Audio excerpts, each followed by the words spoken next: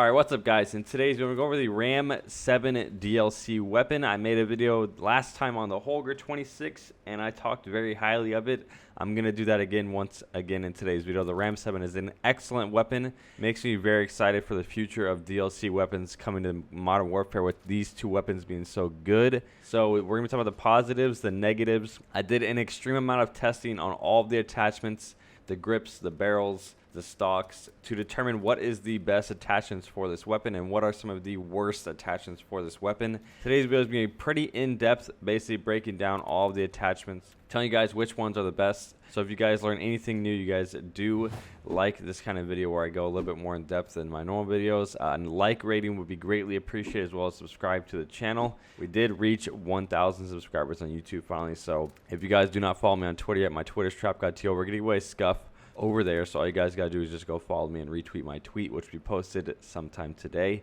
So like I said, today's video we're going over the positives first. This weapon is very good close range, has a very high fire rate, a pretty good mobility, as well as excellent ADS stability, which is when you're aimed down sight, your reticle is going to move left to right, up and down. This one doesn't move that much at all. It moves up and down a little bit, so your first shot accuracy is going to be excellent with this weapon, which I have noticed helps me a lot in the gunfight. So the negatives is once again the same as almost all the class of the videos I make. It has low ammo. Obviously a lot of the weapons in this game that have a low ammo count, but your backup mags is only 2, so you're only going to get 90 rounds off your spawn, which is a pretty low ammo count. Now the recoil does kick left, unlike a lot of the other weapons in this game. Normal weapons will kick up and to the right. This weapon kicks up and like almost dead left, so it's a bit of a different kick. So you're going to have to definitely master it. It's definitely something new we haven't seen in any other weapons. As well as I do think it has some bad overrated attachments, but another positive is it does have some excellent underrated attachments. There's a couple attachments on this weapon in specific that if you put on a different weapon you wouldn't notice, but on this weapon in my testing I significantly noticed it was a good attachment, which I haven't recommended on any other gun. So the first thing we're talking about is the grips, all kinds of the grips and the muzzles, which is going to be the Ranger foregrip, the Operator foregrip, the Compensator, the Merc foregrip, the Commando, the rubberized grip, which is a rear grip, and the muzzle brake. So I tested all of these attachments. The Ranger foregrip is basically going to increase your stability as well as your recoil, so your first shot accuracy and your recoil. I recommend this as my #1 grip to add on all of your gun class setups because it does give it the best overall reduction in recoil. The second thing I've always recommended is the Compensator. It's going to increase your recoil while lowering your ADS and your stability. Obviously, a lot of these attachments are going to, basically make your stability a little bit worse, which on this gun in specific is not a big negative because it has such a good stability. There's not really much you can do to it. The difference between the Ranger foregrip and the Compensator is, in my opinion, the Ranger is going to have a little bit better of a positive because you get the stability increase and the recoil increase just to get a worse ADS. And in the class setups I make, the ADS is going to be buffed by the 2 different attachments I add. So I find the Ranger foregrip to be #1. The Operator foregrip is going to be #3. The number ranked grip because it's going to increase your recoil as well as lowering your ADS. So it's basically the Ranger foregrip, but a little bit worse, not as significantly noticeable. Then we're going to go to the Commando, which is going to increase your stability, which is your left to right, and then the stabilization. So it's going to give you a worse movement speed, so the negative is really significantly not noticeable. So obviously, sorrowfully, not going to have a faster movement speed. In order to get you 2 really good, your stability and your stabilization. So it kicks left to right significantly worse. So I did 100% recommend this attachment. It's definitely something you're going to combine with something a little bit different, which I'll go over those after I'm done. The next thing we're taking a look at is the Merc foregrip, which makes your ADS worse, your walking speed worse, similar to the Ranger. It does make your recoil pattern a little bit better and your hip fire a little better, which this is basically comparing it to the Operator and the Ranger. It's the 3rd worst recoil grip, so I don't recommend it at all. The other 2 are a lot better. Then the rubberized grip is your rear grip. It's going to make your recoil pattern better and your stability worse. And my personal opinion, testing this, I noticed literally like no difference at all. It's supposed to make your recoil pattern better. Your recoil pattern is almost identical to the gun with no attachments. So I do 100% not recommend this. And then we have the muzzle brake. The muzzle brake is going to increase your recoil stabilization while making your ADS speed worse and your stability worse. So those 2 things alone, making your ADS worse and your stability, is 2 kind of big negatives for 1 minor positive. It does make a difference. So combining this with a different attachment is going to make it very, very good. So the best overall attachments are going to be the Ranger foregrip, the compensator, the operator grip, the commando, and the muzzle brake. Those are the only 5 attachments I recommend, and I recommend combining 2 of them together because this gun has a very, very bad recoil pattern. So the 2 attachments you're going to want to combine together is going to be the muzzle brake and the Ranger. In my opinion, testing it is the best 2 attachments to put together. It's going to make you have the best recoil pattern. You're going to get the least amount of vertical recoil as well as a decent amount left to right in comparison to the compensator and the commando together. These 2 basically do the same thing. I did find the muzzle brake and Ranger, which you guys will see a picture on the screen right now. The default reticle in the middle of what the kick looks like. You have the muzzle brake and Ranger on the left. You have the compensator and commando on the right. You guys can see a significant increase compared to just using the regular gun. But I do recommend the muzzle brake and Ranger together. Like I said, the Ranger was my #1 recommended thing, so anything you combine with this is going to make it better. You could put the compensator with the Ranger foregrip, but it's just going to make your recoil pattern a little bit less. It's still going to kick really bad left to right. Now, the next thing we're talking about is the barrels.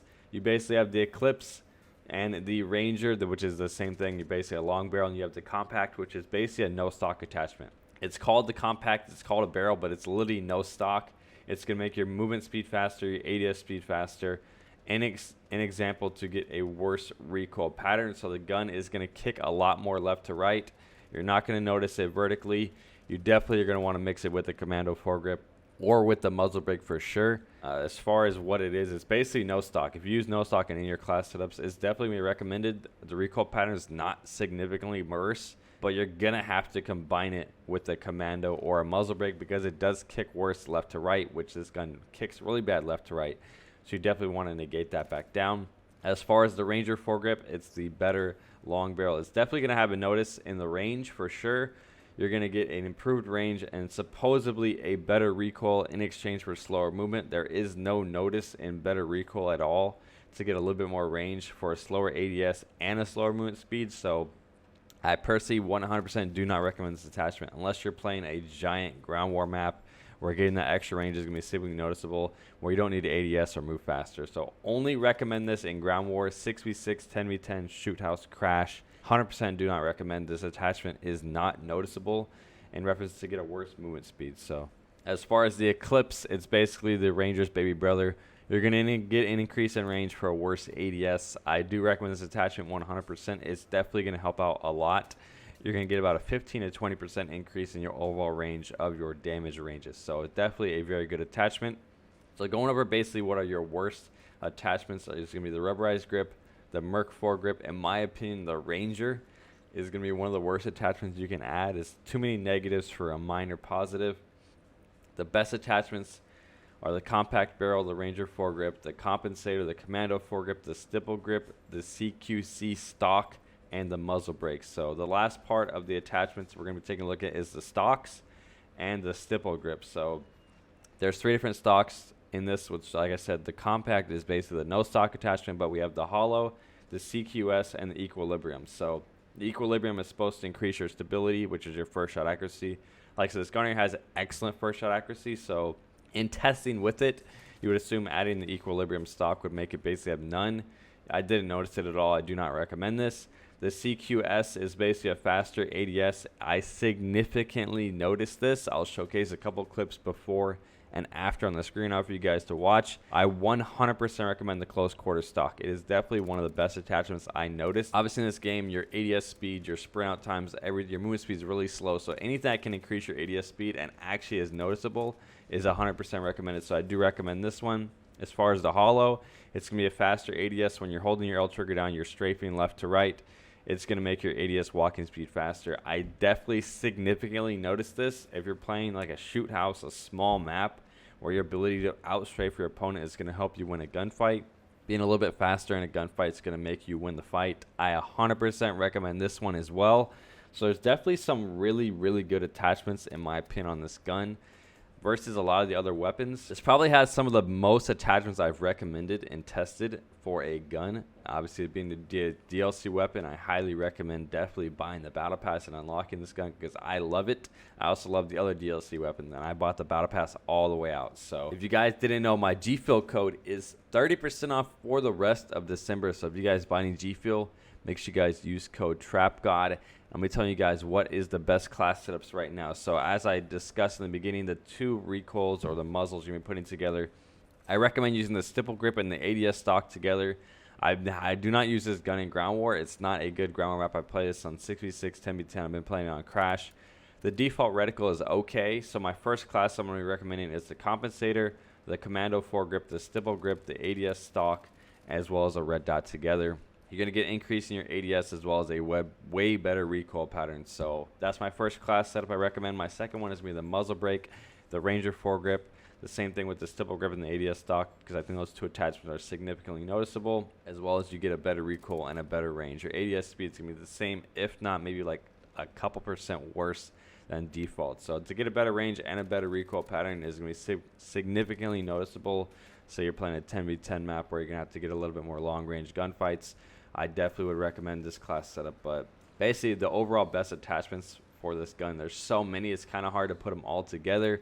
The one difference is going to be putting the two grips together to give you the best recoil pattern, and whether or not you want to use a red dot or the 45 round mag. Like I said, it does have a low ammo count, so running the extended mags would probably be significantly recommended, but it's going to make your ADS speed worse and your movement speed. So that's why I personally have not been using it, because I don't like anything that makes my movement speed worse. So those are the best class setups I recommend for you guys.